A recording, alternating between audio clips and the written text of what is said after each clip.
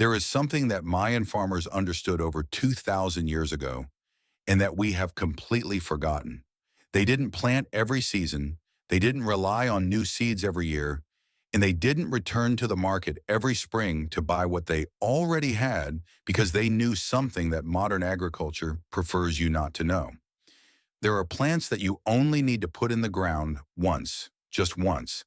And after that, they produce year after year, decade after decade, with you having to do almost nothing. Today, we buy plants, harvest them for one season, pull them up, go back to the nursery, spend money again, and do this every year. But that is not gardening, it is dependency, and it has a very simple solution that has been waiting for centuries in the gardens of those who truly know. Today we are going to look at 10 plants that you only need to plant once to harvest for a lifetime. Some you know, others will surprise you. And the last one, number 10, is my favorite because almost everyone has it nearby and almost no one knows what it can provide. Stay until the end. The best is at the end.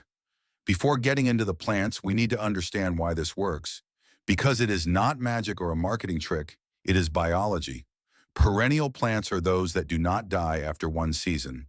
Their root, their base, their underground system remains alive. Some years they retreat, dry up on top, and look dead. But they are not.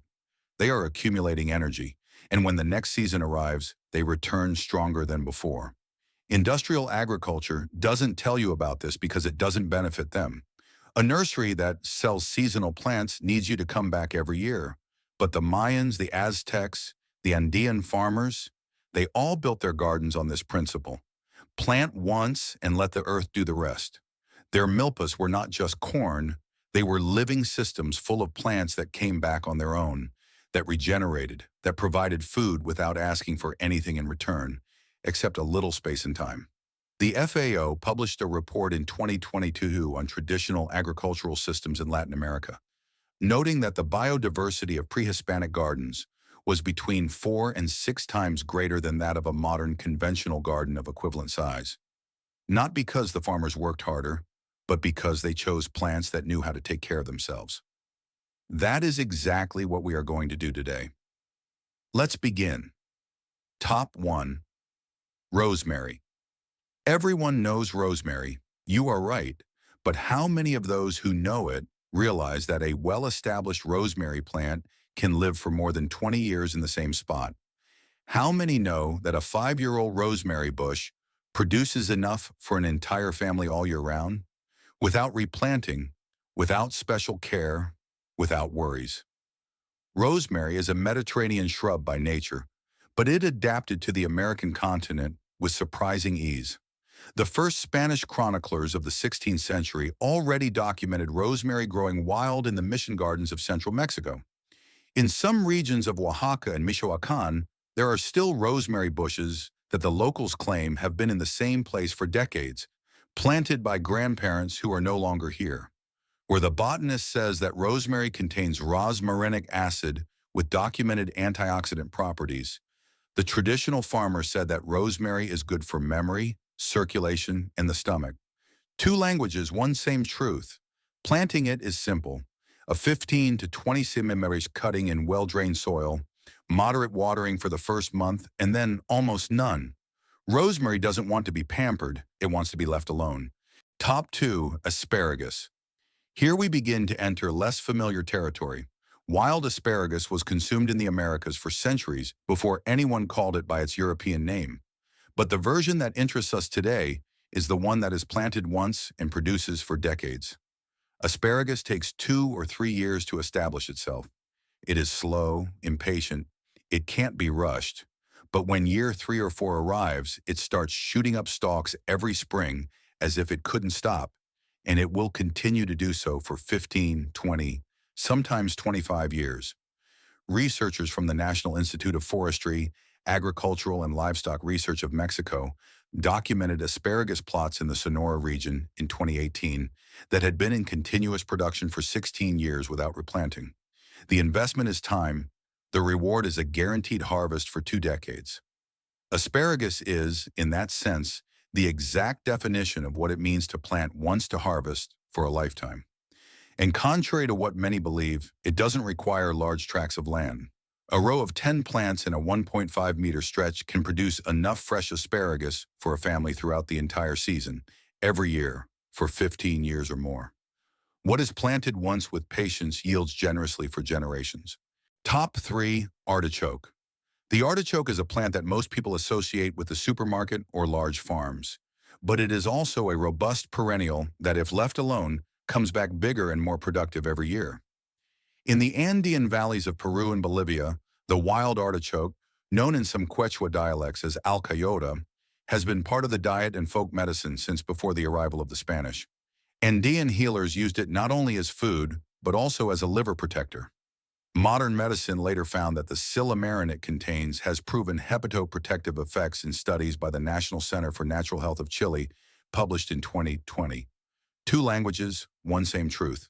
A well-established artichoke plant can produce between 8 and 12 artichokes in its first harvest year.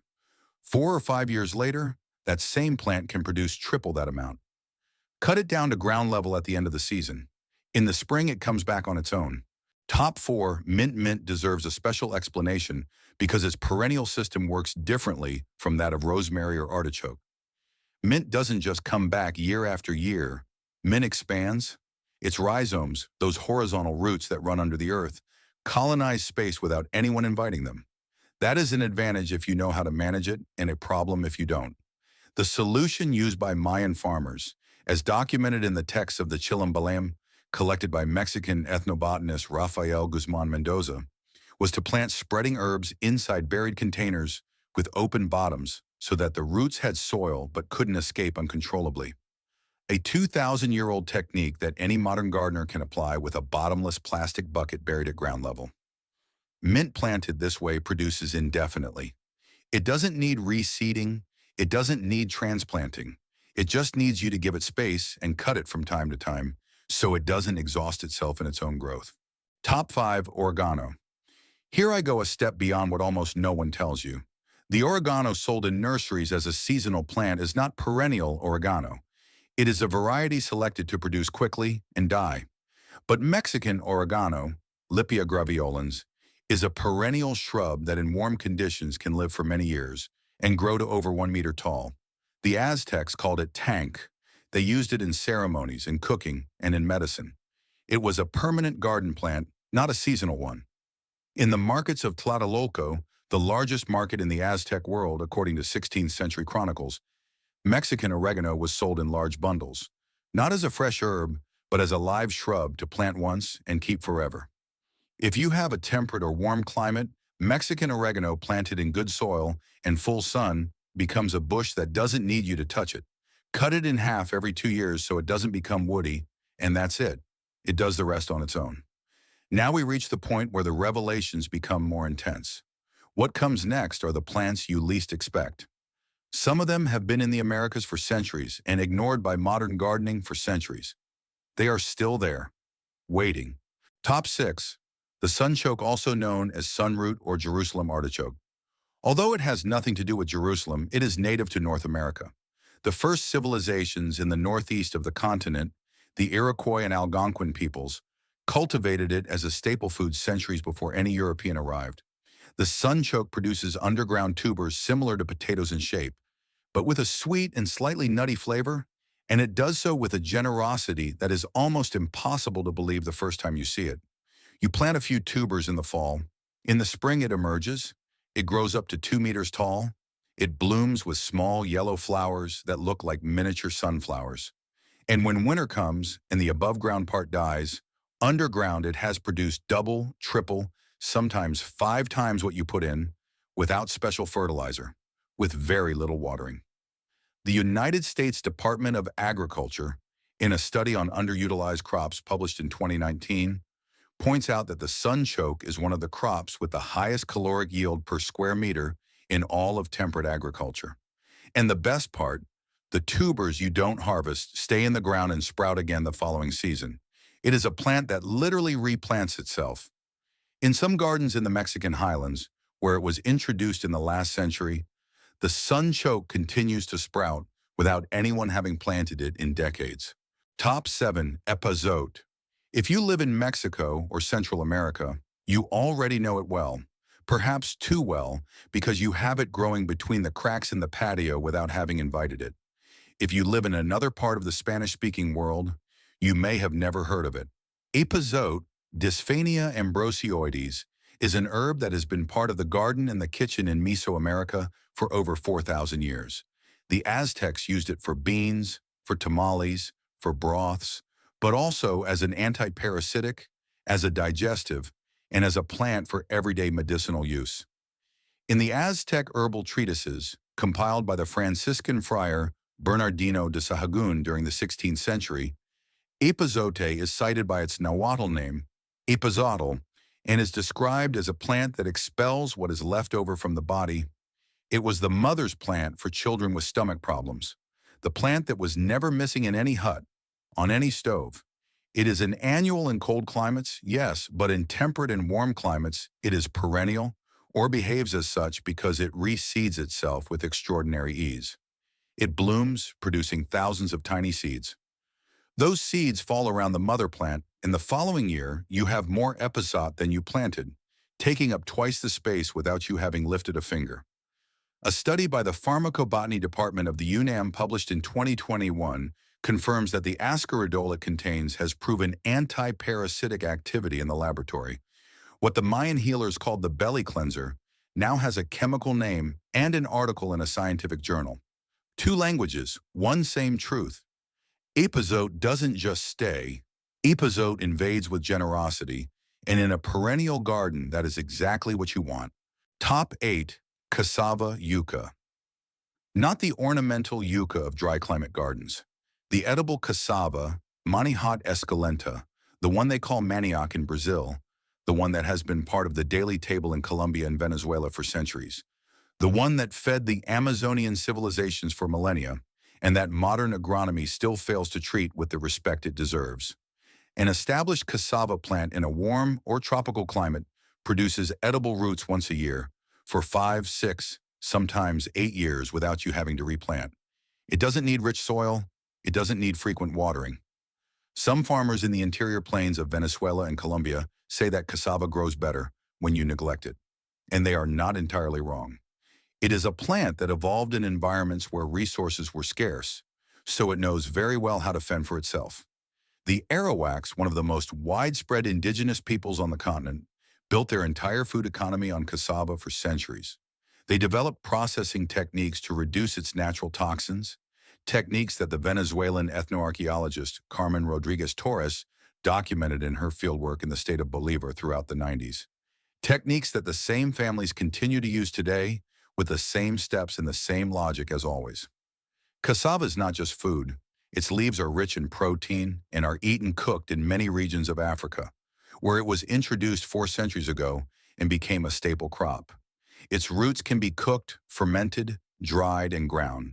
And once it is in your warm garden, it is there. It doesn't leave. Top 9. Chayote. Chayote deserves time because it is perhaps the most underutilized edible perennial in all of Latin America. Chayote, Sesia medul, is native to Mexico and Central America. The Aztecs cultivated it extensively. They called it chayotle. It was a permanent part of the edible landscape of Mesoamerica, not a seasonal plant. Don Alejandro Ruiz was a 73-year-old farmer from the state of Veracruz, whom a research team from the Universidad Veracruzana visited in 2016 to document traditional agricultural practices. Don Alejandro had a chayote plant in his backyard that, according to his own words, his mother had planted when he was 7 years old, 66 years from the same plant. The team corroborated through photographs and family testimony that this plant had been producing fruits, edible leaves, and tuberous roots known as chinchayotes for decades. All this without replanting, without industrial fertilizer, without any special care other than watering in the driest months.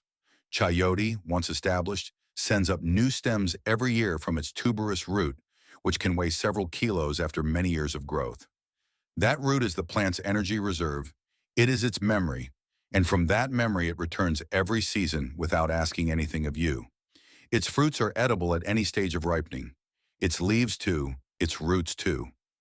In terms of edible yield per square meter of soil, Chayote surpasses almost any other conventional garden plant, and yet almost no one plants it outside the area where it has always grown.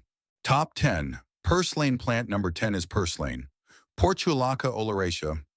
And before you think it's a weed that appears between the stones in the garden, listen to this. Purslane is not a weed. It is one of the most nutritious edible plants on the planet. A study from Purdue University in Indiana, published in 1999 and confirmed by subsequent research from the Food Science and Technology Institute of Turkey in 2015, found that purslane has the highest levels of omega-3 fatty acids of any known terrestrial green plant. More than spinach, more than Swiss chard, more than any of the leafy greens you buy at the supermarket. And you probably have it in your garden right now. Or you have had it, or you will have it as soon as it rains a little and the soil warms up, because purslane always comes back on its own. Its seed can remain viable in the soil for 40 years. That is not an exaggerated fact. The journal Weed Science published germination experiments in 1983 with purslane seeds of different ages, and many of those that had been in dry soil for over 30 years germinated without a problem when given the right conditions. The Aztecs called it itzmicalitl. It was part of the daily diet before the arrival of the Spanish. They ate it raw, cooked it in broths, and used it as a cover crop in traditional farming systems because it retains soil moisture and prevents it from drying out between plantings. When the Spanish arrived and saw that the indigenous people were eating what they considered a roadside weed, many tried to eliminate it from the gardens they were organizing in their own way. They didn't succeed. 70 years later, the colonists themselves were eating it too. Where modern dietetics speaks of essential fatty acids and a favorable lipid profile, the pre-Hispanic farmer said that purslane cools the blood and gives strength in the heat of summer. Two languages, one same truth. The most extraordinary thing about purslane is not its nutrition, it is its survival strategy. This plant has developed a system so it doesn't need you. It produces two types of seeds. Some germinate immediately to take advantage of the favorable moment. Others remain dormant in the soil for years, waiting for the exact combination of light, moisture, and temperature. It is as if the plant had a plan A, a plan B, and a plan C, and they all work. You can mow it, you can pull it up, you can ignore it for years, but when the summer rain arrives and the soil warms up, purslane will return. It always returns, not because you are a good gardener, but because it knows exactly what it's doing. There is something powerful in this that goes beyond nutrition or botany. The Mayans, the Aztecs, the Andean farmers, they all understood something that has taken us centuries to rediscover. A good garden is not the one you put the most work into. It is the one that needs the least work because it is full of plants that know how to live. Every time we go back to the nursery to buy the same plants we already had last year, we are forgetting that principle. We are paying for something that the earth already had, that it still has, that is waiting for us to see it.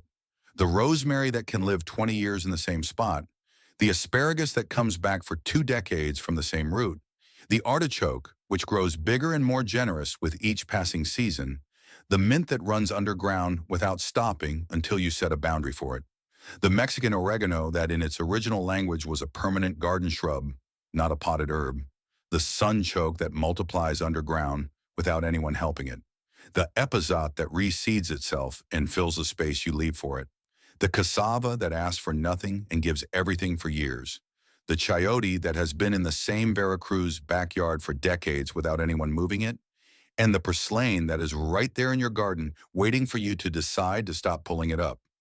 These plants are not collectors' rarities. They are the foundation of what the real garden was for millennia, the garden that fed entire families, without depending on new seeds or the nursery's calendar. What the Mayan farmers understood 2,000 years ago was not complicated. It was simply this: choose well what you plant, because if you choose well, you only have to choose it once.